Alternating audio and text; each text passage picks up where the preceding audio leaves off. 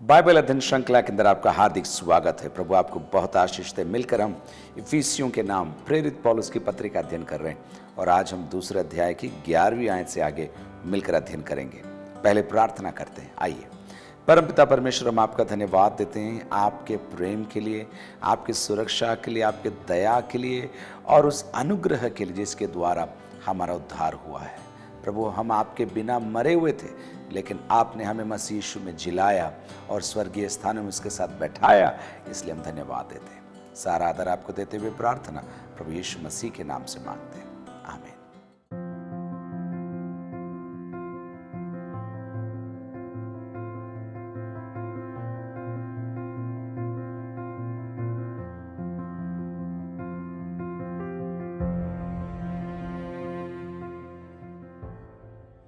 ग्यारह आयत से लगाकर 22 आयत तक हम अब एक बार और पौलुस के शब्दों में किस प्रकार मसीह बिना एक व्यक्ति मरा हुआ है, कैसी उसकी हालत है, उसके बारे में हम देखेंगे। लेकिन इस 11 से 22 को हम 3 भागों में बांट सकते हैं। 11 और 12 के अंदर हम देखेंगे कि मसीह के बिना हमारा जीवन कैसा है। उसके बाद 13 से लगाकर 18 तक हम देखेंगे मसीह ने हमारे लिए क्या किया, और उसके बाद 19 से लगाकर 22 तक हम देखेंगे अब हम कैसे हैं, अब हम क्या कुछ हैं। चलिए 11वीं आयत को मैं आपके लिए पढ़ता हूं। दूसरा अध्याय उसकी 11वीं आयत। इस कारण स्मरण करो कि तुम जो शारीरिक रीति से अन्य जाति हो। पौलुस अब स्पष्ट रूप से गैर यहूदियों को संबोधित करते हुए कह रहा है, इस कारण तुम भूलो मत, तुम स्मरण करो कि तुम, मतलब गैर यहूदी, जो शारीरिक रीति से अन्य जाति हो। ये पढ़ते समय आपको ऐसा लगेगा इतना स्पष्ट, इतना खुलकर क्यों कह रहा है। पौलुस उनको उनकी अवस्था के बारे में समझाना चाहता है। जो शारीरिक रीति से अन्य जाति हो, और फिर देखिए, और जो लोग शरीर में हाथ के किए हुए खतने से खतना वाले कहलाते हैं, वे तुमको खतना रहित कहते हैं। पौलुस कह रहा है कि खतना वाले लोग तुम्हें खतना रहित कहकर तुम्हें अलग कर देते हैं, तुमसे कट जाते हैं, तुम्हें मानो नीचा आंकते हैं। पौलुस अब आगे 5 वाक्यों में हमारी हालत का बयान यूं करेगा। चलिए देखते हैं 12वीं आयत। तुम लोग उस समय मसीह से अलग, पहले वो कह चुका है तुम खतना रहित कहलाए जाते थे, अब वो कह रहा है तुम लोग उस समय मसीह से अलग। उसके बाद इज़राइल की प्रजा के पद से अलग किए हुए, मसीह से अलग और इज़राइल की प्रजा की पदवी से अलग। तीसरी बात, प्रतिज्ञाओं की वाचाओं के भागी न थे। चौथी बात, आशाहीन। और 5वीं बात, जगत में ईश्वर रहित थे। पौलुस कह रहा है गैर यहूदियों, मेरे मित्रों, खतना वाले तुम्हें खतना रहित कहते हैं, और इतना ही नहीं, तुम मसीह से अलग थे, तुम इज़राइल की प्रजा के पद से अलग थे, तुम्हारे पास वाचा नहीं थी। इतना ही नहीं, तुम आशाहीन थे और इस जग में ईश्वर रहित थे। सच्चा ईश्वर तुम्हारे पास नहीं था। पर 13वीं आयत में देखिए, पर अब हमने इसी अध्याय के 4थी आयत में देखा था, परंतु परमेश्वर। वो 2 शब्द ने हमारे दिशा को बदल दिया था। अब यहां पर पौलुस फिर एक बार 2 शब्दों का प्रयोग कर रहा है और कहता है पर अब। 5 बातों का बयान करने के बाद वो कह रहा है पर अब। देखिए, पर अब क्या? मसीह यीशु में तुम जो पहले दूर थे, मसीह के लहू के द्वारा निकट हो गए हो। पहली बात प्रस्तुत कर रहा है, तुम जो पहले दूर थे, मसीह को जानते नहीं थे, पदवी से दूर थे, वाचाओं के भागी नहीं थे, आशा रहित थे, ईश्वर रहित थे, पर अब मसीह में जो तुम पहले दूर थे, क्या हो गया? मसीह के लहू के द्वारा निकट हो गए हो। 2 शब्द यहां पर हमें देखना जरूरी है, मसीह यीशु में और मसीह के लहू के द्वारा। मसीह के लहू के द्वारा, मैं पहले कह चुका हूं, फिर भी एक बार और मैं कहूंगा, हमें हमारा उद्धार अनुग्रह से मिला है। ये बेशकीमती उद्धार हमें मुफ्त में अनुग्रह के द्वारा मिला है, पर इसकी कीमत चुकाई गई है, और इसकी कीमत प्रभु यीशु मसीह ने अपने बहुमूल्य रक्त के द्वारा चुकाई है। इसलिए यीशु मसीह में हमें आशीषें मिलती है, यीशु मसीह में हम स्वर्गीय स्थानों में बैठाए जाते हैं, यीशु मसीह में हमारे लिए एक उत्तम भविष्य है। बिल्कुल सही बात है, लेकिन कैसे हुआ भूलना मत। मसीह यीशु के लहू के द्वारा, कलवरी के क्रूस के उस प्रेम को याद करिए, उस दर्द को याद करिए, उस प्रसंग को याद करिए जब प्रभु यीशु मसीह का एक एक बूंद खून बह चुका था, पर आपको वो याद कर रहा था। वो चाहता तो क्रूस से उतर सकता था, वो चाहता तो स्वर्गदूतों को मदद के लिए बुला सकता था, लेकिन वो चाहता था कि आपका उद्धार हो, आप उसके लिए पालक पुत्र बन जाएं। इसलिए उसने इतना महान बलिदान कलवरी के क्रूस पर आपके खातिर किया। क्यों ना हाथ उठाकर हम मिलकर प्रभु को धन्यवाद दें। धन्यवाद, धन्यवाद, धन्यवाद प्रभु यीशु मसीह। 14 आयत से आगे, क्योंकि वही हमारा मेल है जिसने दोनों को एक कर लिया। दोनों को एक कर लिया, यहूदी और गैर यहूदी दोनों को एक कर लिया, और अलग करने वाली दीवार को जो बीच में थी ढा दिया। इस आयत को समझने के लिए आपको मैं हेरोद द्वारा निर्मित मंदिर की भव्यता के बारे में बताना चाहता हूँ। हेरोद ने सुलेमान द्वारा बनाए गए मंदिर को फिर से बनाया था, और जब उसने बनाया उसे बहुत ही आलीशान और बहुत ही खूबसूरत तरीके से बनाया। यहाँ पर आपको ये समझना ज़रूरी है, हेरोद ने जो मंदिर बनाया था उसके अंदर कई आंगन थे, और ये आंगन अलग अलग स्तर पर थे। मैं आपको समझाता हूँ। अति पवित्र स्थान, उसके पश्चात याजकों के लिए सेवा करने के लिए एक आंगन था, उसे पवित्र स्थान कहते थे।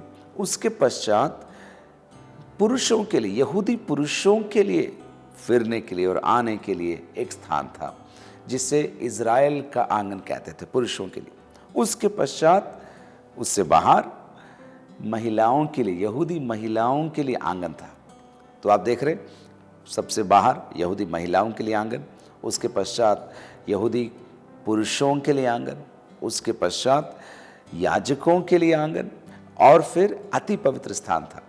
ये सब एक ही स्तर पर थे।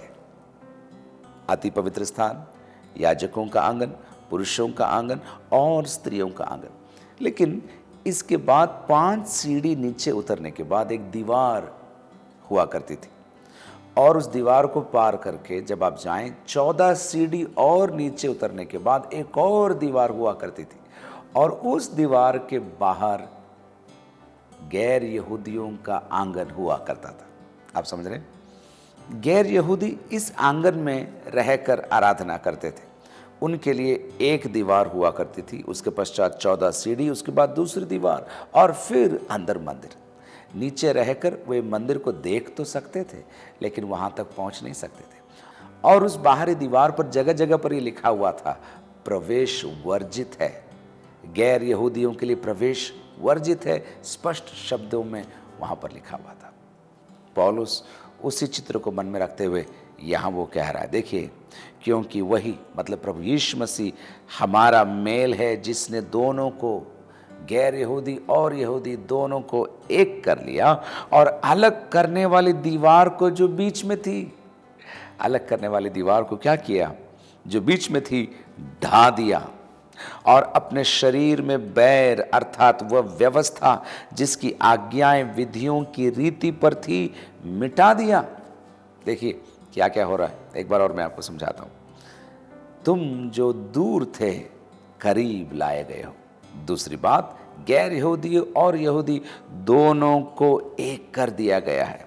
तीसरी बात, वो दीवार को ढा दिया गया है। चौथी बात, आज्ञाएं और विधियों की रीति को प्रभु यीशु मसीह ने क्या किया, मिटा दिया। कलवरी पर अपने बहुमूल्य बलिदान के द्वारा उसने उस आज्ञाओं की विधि को मिटा डाला। और अब आगे और है, देखिए, कि दोनों से अपने में एक नया मनुष्य उत्पन्न करके मेल करा दे। यहूदी और गैर यहूदी के बीच में एक दूरी थी, मसीह ने अपने कलवरी के क्रूस के द्वारा उनको एक कर दिया, और एक नया समूह, मानो एक नया समाज प्रस्तुत किया। दोनों से अपने में एक नया मनुष्य उत्पन्न करके मेल करा दे। 16, और क्रूस पर बैर को नाश करके इसके द्वारा दोनों को एक देह बनाकर परमेश्वर से मिलाए, परमेश्वर से मिलाए। 13 आयत से मैं आपके साथ चलूंगा एक बार और। 4 बातें हम देख चुके हैं, 5वीं बात आगे देखेंगे हम। तुम जो पहले दूर थे निकट हो गए हो। दूसरी बात, दोनों को एक कर दिया गया है। तीसरी बात, दीवार ढा दी गई है। चौथी बात, व्यवस्था जिसकी आज्ञाएं विधियों की रीति पर थी मिटा दी गई है। और जब ये 4 बात हो चुकी हैं तो क्या हुआ है देख लिए, एक नया मनुष्य उत्पन्न कर दिया गया है जिसमें कोई भेदभाव नहीं है। और उसके बाद 16 आयत में लिखा है, क्रूस पर बैर को नाश करके इसके द्वारा दोनों को एक देह बनाकर परमेश्वर से मिलाया है। बैर को नाश करके परमेश्वर से मिलाया है। लेकिन आगे एक और बात है, 17वीं आयत, उसने आकर तुम्हें जो दूर थे, पहले बोल दिया तुम्हें जो दूर थे क्या हुआ, और उन्हें जो निकट थे, गैर यहूदी जो दूर थे और जो निकट यहूदी थे, क्या हुआ, दोनों को मेल मिलाप का सुसमाचार सुनाया। मैं क्रिया शब्दों को पकड़ रहा हूं। दूर थे, पास लाए गए हो, एक कर दिए गए हो, दीवार ढा दी गई है, आज्ञाएं विधियों की रीति पर जो थी उन्हें मिटा दिया गया है, और दोनों को मेल मिलाप का सुसमाचार सुनाया गया है। मनुष्य अब मनुष्य से दूर नहीं है। मनुष्य अब मनुष्य को हाथ बढ़ाकर प्रेम से कह सकता है तू मेरा भाई है, क्योंकि मसीह ने मेरे लिए और तेरे लिए कलवरी पर अपनी जान को कुर्बान किया। 18, क्योंकि उसी के द्वारा हम दोनों की एक आत्मा में पिता के पास पहुंच होती है। पौलुस यहां प्रस्तुत कर रहा है, मानव जाति परमेश्वर से दूर है, और न केवल परमेश्वर से दूर, मानव जाति एक दूसरे से भी दूर है। रंग का भेदभाव, भाषा का भेदभाव, पैसों को लेकर भेदभाव के कई तरीके हैं, कई रीतियां हैं। इन दोनों को पौलुस नीचे गिराकर दोनों को एक करते हुए हमारे लिए इस आयतों के अंदर ये सच्चाई प्रकट कर रहा है कि अब परमेश्वर और मनुष्य, परमेश्वर और मानव जाति दूर नहीं है। मसीह में कलवरी के क्रूस के बलिदान के द्वारा हम एक कर दिए गए हैं। साथ ही साथ पौलुस प्रस्तुत करता है कि लोगों के बीच की दूरियां भी ढा दी गई हैं। अब जाति आधारित, भाषा आधारित, रंग आधारित कोई भेदभाव नहीं, लिंग आधारित भी कोई भेदभाव नहीं है। सब मसीह में एक कर दिए गए, एक कर दिए गए। आपके जीवन में क्या ये बात सच साबित हो रही है? आप सब लोगों से समान रूप से प्रेम कर पाते हैं, या आप कहते हैं मेरा तो परमेश्वर के साथ ही संबंध है, मैं दूसरों को चिंता नहीं करता, मैं और मेरा परमेश्वर? नहीं, किसी ने ऐसे समझाया, क्रूस के 2 लकड़ियां हैं, एक खड़ी लकड़ी है और एक आड़ी लकड़ी। खड़ी लकड़ी मनुष्य को परमेश्वर से जोड़ती है, और आड़ी लकड़ी मनुष्य को मनुष्य से जोड़ती है। चलिए आगे देखते हैं। इसलिए तुम अब, वो पहले कह चुका है, तुम पहले, मसीह में आने से पहले, हमने शुरू में कहा था आपसे, इस पद्यांश को 3 भाग में हम बांटेंगे। पहले क्या थे, मसीह ने क्या किया, और अब हम क्या हैं। तो पहले भाग के अंदर हम 5 बातें देख चुके हैं कि हम क्या थे। फिर उसके पश्चात 5 बातों को हमने देखा, मसीह ने हमारे लिए क्या किया, और अब देखिए अब हम क्या हैं। 3 बातें मैं आपको समझाऊंगा। 19 आयत, इसलिए तुम अब, मतलब मसीह में आने के बाद तुम अब विदेशी और मुसाफिर नहीं रहे। विदेशी और मुसाफिर नहीं रहे, तुम पराए नहीं हो, तुम्हारा ठिकाना है, तुम्हारा पता है, तुम बुलाए गए हो, तुम चुने गए हो, तुम विदेशी और मुसाफिर नहीं हो। थोड़ी देर दिखे फिर नहीं दिखे, ठिकाना नहीं है, पता नहीं, आए थे चले गए, ऐसे नहीं। तुम विदेशी और मुसाफिर नहीं रहे, परंतु पवित्र लोगों के संगी, साथ भी कह सकते हैं, पवित्र लोगों के साथ स्वदेशी और परमेश्वर के घराने के हो गए हो। विदेशी और मुसाफिर तुम नहीं रहे, पहली बात, परंतु पवित्र लोगों के साथ तुम्हें क्या पदवी मिली है? स्वदेशी और परमेश्वर के घराने के हो गए हो। पहला चित्र परमेश्वर के राज्य का है। परमेश्वर के राज्य के अंदर अब केवल यहूदी लोग ही नहीं, केवल चुनिंदा लोग ही नहीं, अब मेरे जैसे, आप जैसे गैर यहूदी लोग भी प्रभु यीशु मसीह के द्वारा उसके राज्य के वारिस हो गए, उसके राज्य के अंग हो गए। इतना ही नहीं, न केवल राज्य के, एक खूबसूरत शब्द पौलुस इस्तेमाल कर रहा है, वहां लिखा है परमेश्वर के घराने के हो गए। न केवल परमेश्वर के राज्य के हम वारिस हैं, परंतु प्रभु यीशु मसीह का धन्यवाद हो, हम प्रभु यीशु मसीह के घराने के, प्रभु यीशु मसीह के परिवार के सदस्य हो गए। हमारा नाम कुछ भी हो, हमारा रंग कुछ भी हो, हम कहीं भी रहते हो, हमारी हालत कैसी भी हो, लेकिन अन्यों के साथ मिलकर, अन्य लोगों के साथ मिलकर एक नए समाज के रूप में, एक नए समुदाय के रूप में हम परमेश्वर के क्या हो गए? घराना हो गए, परमेश्वर के सदस्य हो गए। तो पहला चित्र हम परमेश्वर के राज्य के रूप में देखते हैं, दूसरा चित्र परमेश्वर के परिवार के रूप में देखते हैं। लेकिन आगे देखिए, परमेश्वर के मंदिर के बारे में पौलुस सब समझाएगा और अंत में कहेगा कि हम परमेश्वर का निवास स्थान, हम परमेश्वर के निवास स्थान है। 20 आयत से आगे, और प्रेरितों और भविष्यद्वक्ताओं की नींव पर, जिसके कोने का पत्थर मसीह यीशु स्वयं ही है, बनाए गए हो। न केवल परमेश्वर का राज्य, न केवल परमेश्वर का परिवार, पर परमेश्वर का मंदिर, परमेश्वर का मंदिर तुम हो। और प्रेरितों और भविष्यद्वक्ताओं की नींव पर, जिसके कोने का पत्थर मसीह यीशु स्वयं ही है। कोने का पत्थर, कोने के पत्थर के दो अर्थ हैं। एक, जो बिल्कुल नींव में कोने पर रखा जाता है, जिसके आधार से पूरी इमारत को रूप और रंग मिलता है, वो भी कोने का पत्थर है। लेकिन इसके मूल उपयोग के अंदर एक और अर्थ निकलता है। सब कुछ बनने के पश्चात बिल्कुल ऊपर क्राउन जैसे कहें या मुकुट के रूप में जो पत्थर रखा जाता है, उसे भी कोने का पत्थर कहते हैं। मसीह यीशु कोने का भी पत्थर है, साथ ही साथ खूबसूरती के प्रतीक के रूप में सबसे ऊपर रखा जाने वाला पत्थर भी प्रभु यीशु मसीह है।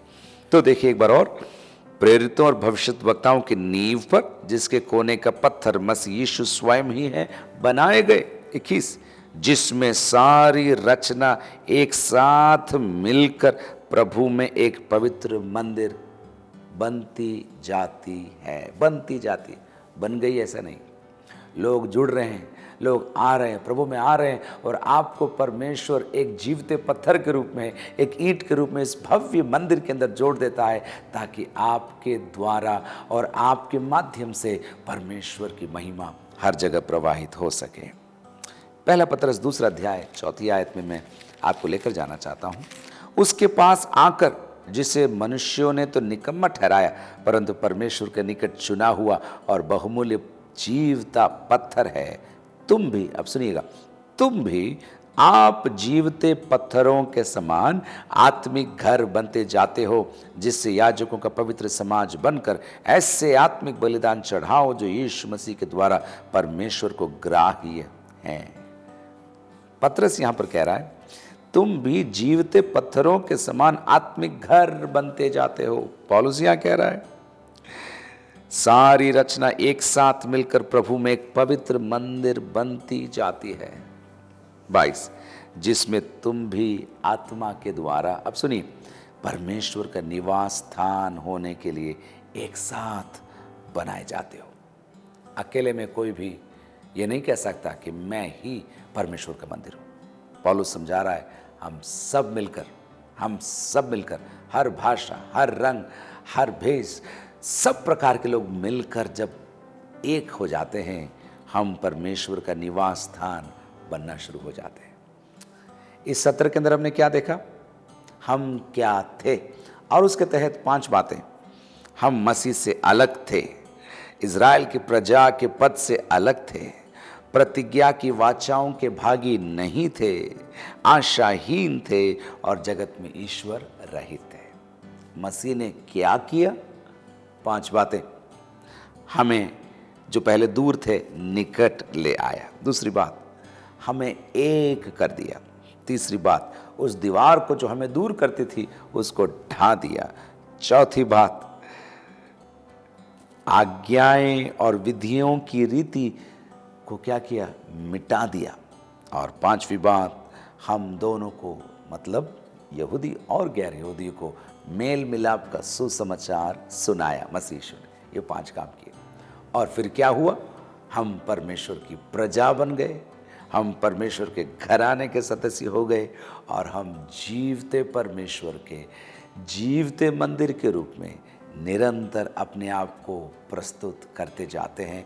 हम परमेश्वर का निवास स्थान बन गए।